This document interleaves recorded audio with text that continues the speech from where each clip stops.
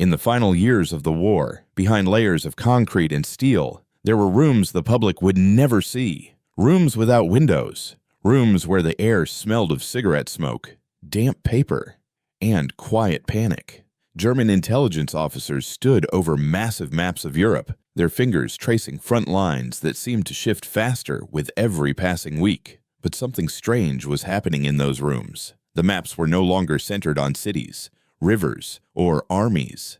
They were centered on a name. Again and again, reports arrived that made no sense. Defensive lines that should have held for weeks collapsed in days. Units that were not supposed to meet enemy forces suddenly found them behind their rear lines. Supply depots vanished before evacuation orders could even be issued. German analysts searched for explanations, new weapons, overwhelming numbers, secret strategies. But the data kept pointing to a single, unsettling conclusion. Wherever this American commander appeared, certainty disappeared. He did not behave like the enemy they had studied for years. He did not wait. He did not hesitate. He did not respect the rhythm of conventional war. His movements felt less like planned operations and more like sudden storms, violent, fast, and impossible to contain. German generals began to do something they had never done before. They stopped asking, "Where will the Allies attack?" and started asking, "Where is he?" This was not obsession. It was survival instinct, because history had taught them a brutal lesson. When this man entered a theater of war, defenses became suggestions, timelines became meaningless, and the future became frighteningly uncertain. In those war rooms, silence often followed the mention of his name, not out of respect, but out of fear. A fear born from watching a familiar way of fighting being dismantled in real time. And that fear is where our story begins. If you want more stories like this, stories that dig beneath the surface of history and reveal the human forces that shaped it, make sure to subscribe to the channel and support our work so we can continue bringing these powerful stories to life. Before we continue, here's a quick question for you. Do you think German generals feared this commander more because of his speed or because of his unpredictability? Comment A for speed or B for unpredictability. To understand why German generals considered this American commander more dangerous than any supreme leader on the Allied side, you have to understand how they thought about power. To them, authority did not win wars. Decisions did. Titles did not break armies. Timing did. A supreme commander could shape strategy from afar, but battles were decided by men who stood close enough to chaos to feel its heat. German officers studied Allied leadership carefully. They learned the habits of high command, the caution, the conferences, the careful accumulation of resources before action. These leaders were formidable, but they were also predictable. Their strength lay in structure, and structure, once understood, could be planned against. This American commander offered no such comfort. He did not wait for consensus. He did not require perfect conditions. He made decisions quickly and accepted risk as the price of momentum. To German planners, this was deeply unsettling. War depended on anticipation, on knowing what the enemy would do tomorrow based on what he did today. This man shattered that logic. Today offered no clues about tomorrow. What frightened them most was not his aggressiveness, but his independence. He did not rely on rigid timetables or distant approval. He acted when opportunity appeared, even if that moment existed only briefly. German generals understood how dangerous that was because it mirrored their own most successful doctrine. Speed, initiative, and exploitation had once brought them victory across Europe. Now, those same principles were being turned against them. Supreme commanders moved armies like chess pieces.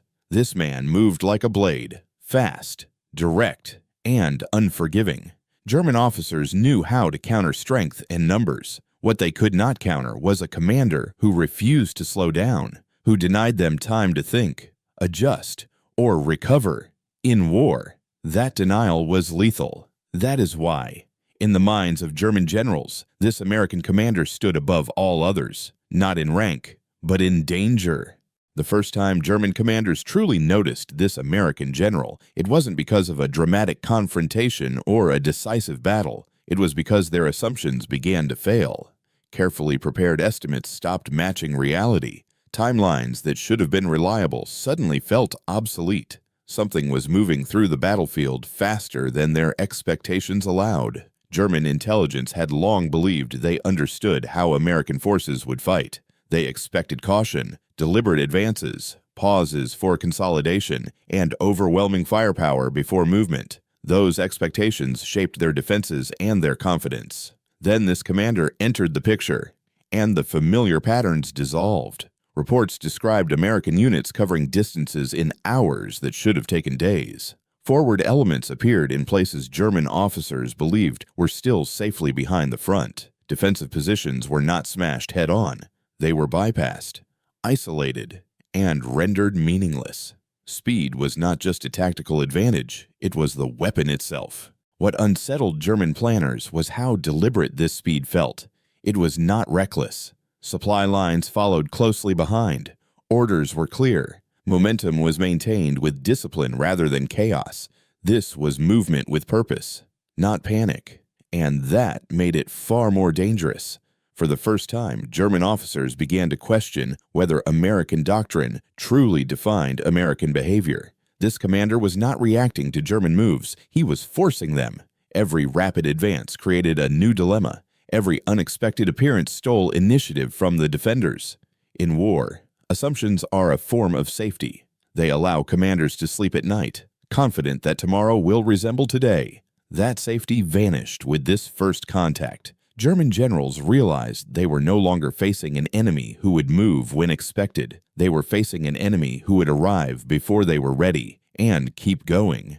What truly separated this American general from his peers was not merely how he fought, but how deeply he understood the enemy he faced. Long before the war forced him into command, his mind had already crossed the ocean. He immersed himself in European military history with an intensity that bordered on obsession, studying not just victories and defeats, but the thinking behind them. He did not rely on translated summaries or second-hand interpretations. He sought the original ideas, the raw theories that had shaped generations of European officers. He studied how German commanders valued initiative over caution, movement over position, and shock over attrition. To him, doctrine was not a set of rules to obey. It was a window into how an opponent would react under pressure. This understanding gave him an invisible advantage. When German units hesitated, he knew why. When they attempted to regroup, he anticipated the direction and the timing. He recognized patterns not from the map alone, but from the mindset behind the map. To German generals, this felt deeply unsettling. It was as if their thoughts were being read before they were fully formed. Most Allied commanders fought the enemy they saw. This American general fought the enemy he understood. He knew that German officers were trained to exploit hesitation and punish weakness. So he denied them both. He pressed forward relentlessly. Not because speed was reckless, but because it disrupted the mental framework German commanders depended on. In war, knowledge of terrain and numbers can win battles. Knowledge of the enemy's mind can win campaigns. German generals slowly realized that this man was not learning as he went. He had been preparing for this confrontation for years, and now he was using their own language of war to speak directly to their deepest fears. There came a moment when German commanders believed their assumptions about the Americans had finally been confirmed. An Allied force collapsed under pressure. Positions were abandoned. Units retreated in confusion. Orders broke down, and discipline seemed to vanish. To the Germans, it looked like proof that American armies, when struck hard enough, would unravel. Confidence quietly returned to their planning rooms. Then the situation changed with a speed that felt almost unreal. Without dramatic announcements or visible reinforcements, the same battered force began to behave differently. Patrols pushed forward instead of pulling back. Defensive lines stiffened. Movements became sharper, more purposeful. German observers struggled to reconcile what they were seeing with what they had just witnessed days earlier. An army that had appeared shaken now acted as if it had been reborn. The cause was not equipment. It was not numbers. It was leadership. When this American general assumed command, he treated defeat not as an excuse, but as an indictment. He demanded order where chaos had reigned. He imposed standards where excuses had flourished. Training intensified. Accountability returned. Soldiers who had once waited for instructions were now expected to think, move, and act with urgency. What stunned German officers most was the speed of the transformation. Armies usually take months to recover from humiliation. This one took weeks. Morale did not simply improve, it hardened. Fear did not disappear. It was redirected, sharpened into aggression. German intelligence reports began to shift in tone. The Americans were no longer described as inexperienced or hesitant. They were described as dangerous. That word appeared again and again, not because of what they possessed, but because of how they now fought. In that resurrection, German generals learned a critical lesson. This American general did not just lead troops into battle. He reshaped broken armies into weapons, and an enemy who could do that could not be counted out, no matter how badly he had fallen before. Under this American general, discipline was not a concept discussed in briefings. It was a presence that could be felt. It shaped how soldiers walked, how they spoke, how they prepared, and how they fought. He believed discipline was not about punishment alone, but about clarity. Every man knew what was expected of him, and failure was no longer abstract. It had consequences. Fear existed in his ranks, but it was not the paralyzing fear German intelligence had observed earlier in American units. This was a different kind of fear, the fear of letting down one's comrades, of failing a standard that was suddenly uncompromising. Soldiers feared his disappointment more than enemy fire, and that fear forged cohesion faster than comfort ever could. German observers noticed the change almost immediately. American units no longer waited passively for contact. They probed, they tested, they pressed. Small patrols moved with confidence. Larger formations advanced with intent. Aggression returned, not as recklessness, but as controlled violence directed toward clear objectives. What unsettled German commanders was how natural this aggression appeared. It did not feel forced. It felt trained. Soldiers reacted instinctively, without hesitation, as if initiative had been quietly restored at every level. That kind of behavior was difficult to counter because it did not depend on rigid orders. It adapted in real time. The battlefield itself began to feel different. German units encountered Americans who closed distance instead of maintaining it, who attacked uncertainty instead of waiting for certainty. Momentum shifted in subtle ways at first, then unmistakably. This American general understood something many leaders missed. Discipline creates freedom by enforcing strict standards. He liberated his soldiers to act decisively without confusion. Fear, once an enemy, became a tool. Aggression, once absent, returned with purpose. German generals realized they were no longer facing an army learning how to fight. They were facing an army that believed it belonged on the battlefield, and that belief, reinforced by discipline and sharpened by fear, made it far more dangerous than before. As the campaign expanded and more Allied forces entered the fight, a new tension quietly emerged, one that had little to do with the enemy. This American general moved at a pace that strained not only German defenses, but the very framework of Allied coordination. Plans carefully negotiated among partners began to bend under the pressure of his momentum. Allied strategy depended on synchronization.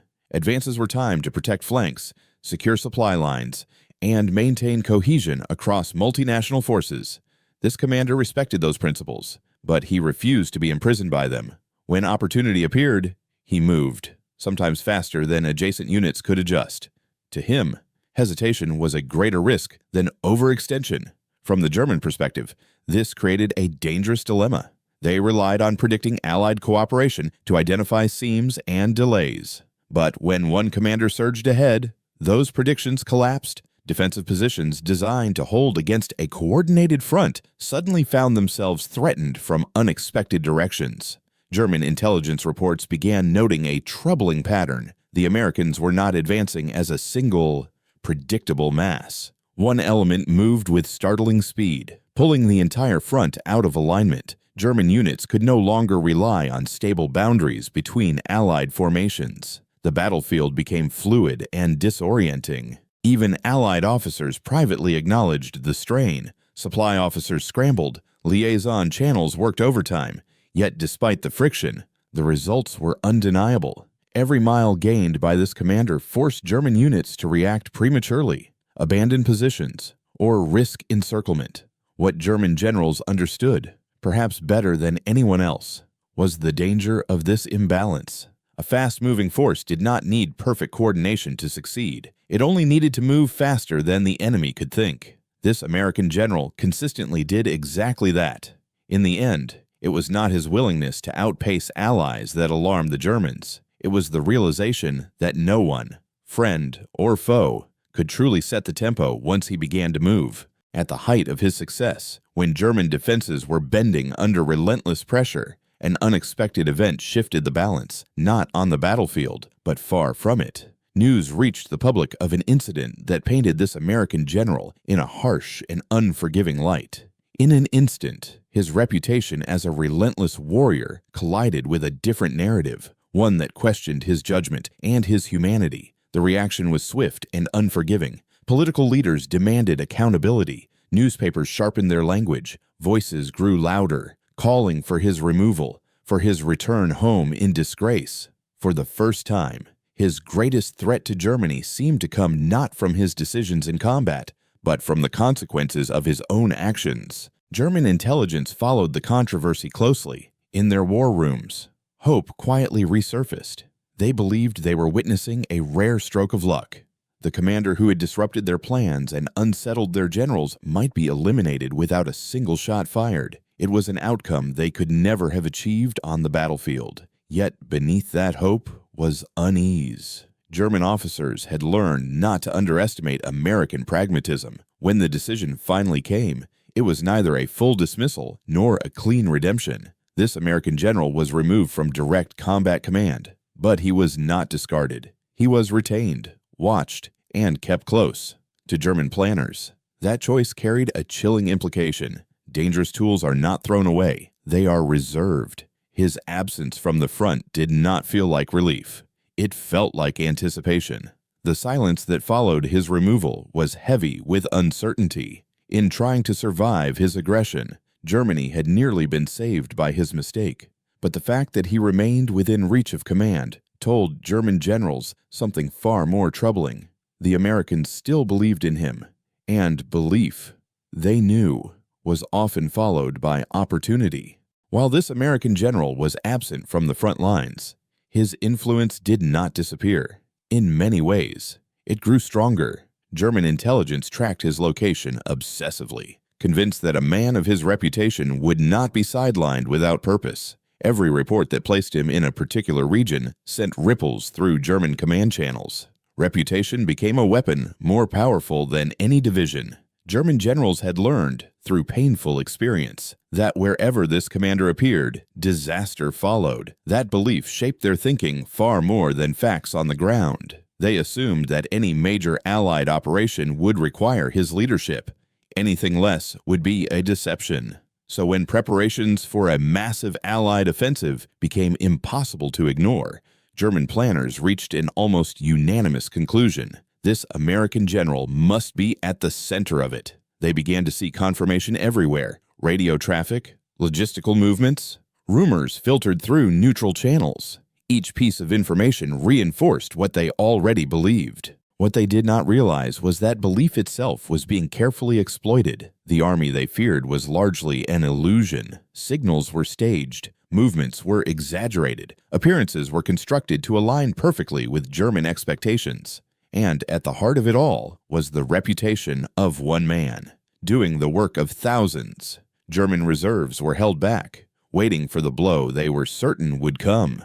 Commanders hesitated, unwilling to commit their strongest forces against what they feared was only a distraction. Time passed, and with every day, opportunity slipped away. This American general had not fired a shot, yet he had paralyzed an entire command structure. German generals later admitted the truth with bitter clarity. They were not defeated by tanks or infantry in that moment. They were defeated by their own certainty and by the shadow of a man whose reputation had become indistinguishable from reality itself. When this American general finally returned to direct command, the fear that had haunted German planning rooms for months took physical form. There was no dramatic announcement, no symbolic ceremony. The change revealed itself the only way it ever did with him, through motion. Front lines began to move again, and they moved faster than anyone expected. German units that had grown accustomed to temporary pauses suddenly found no space to breathe.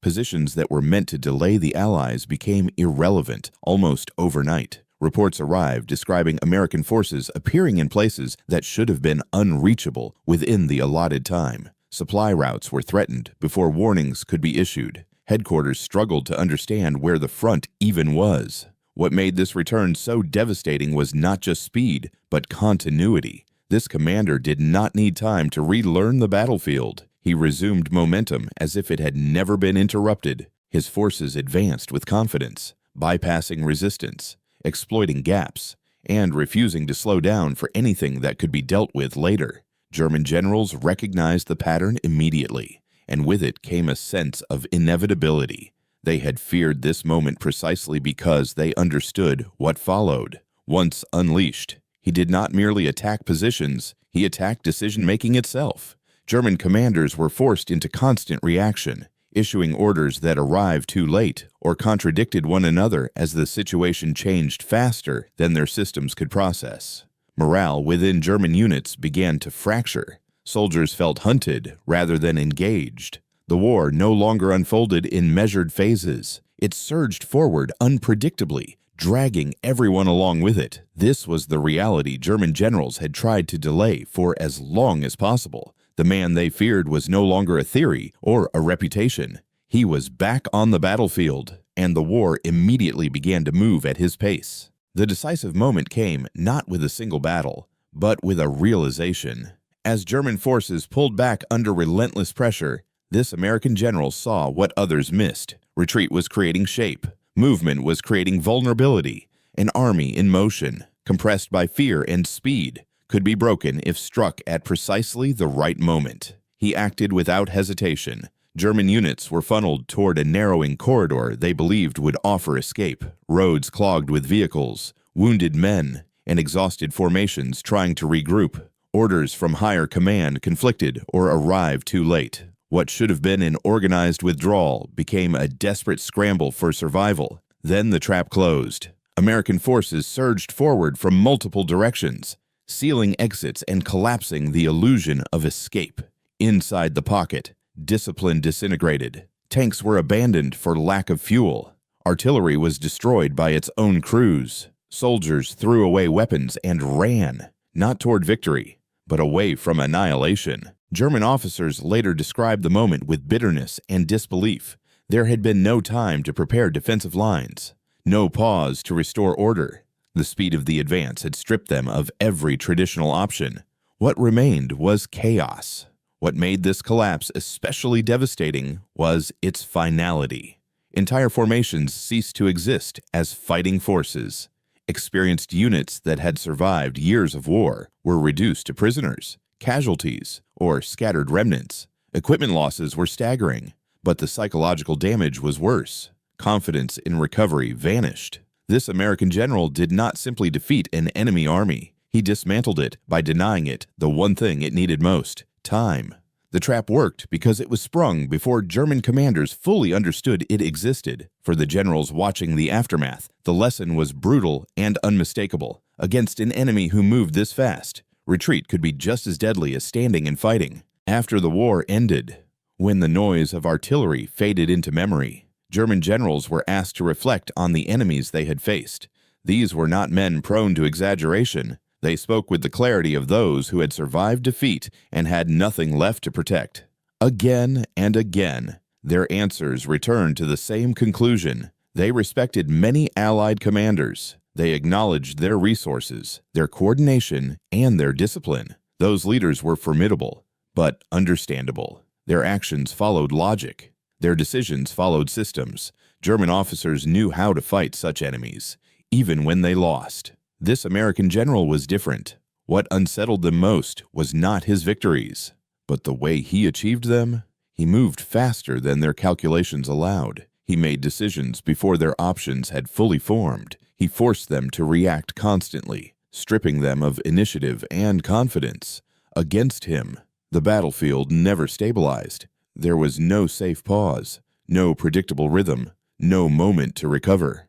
German generals described him with words rarely used in official assessments: unpredictable, aggressive, dangerous, not because he ignored risk, but because he understood it and accepted it as a weapon. He attacked when others would have waited. He advanced when logistics suggested caution. He turned uncertainty into momentum.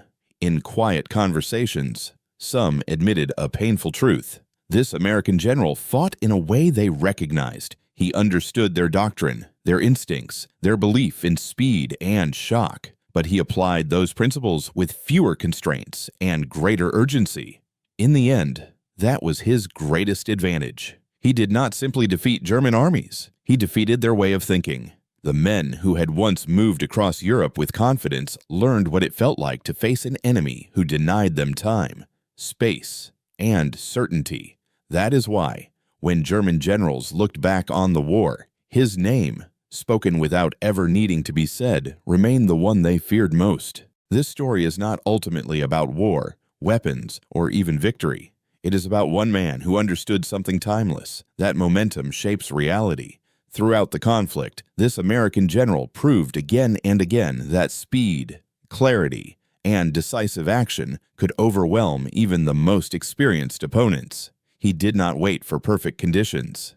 He created them. He did not rely on overwhelming force alone. He relied on will, discipline, and the courage to act before fear had time to grow. German generals feared him not because he was louder, harsher, or more ruthless than others, but because he disrupted the very framework they depended on to make decisions.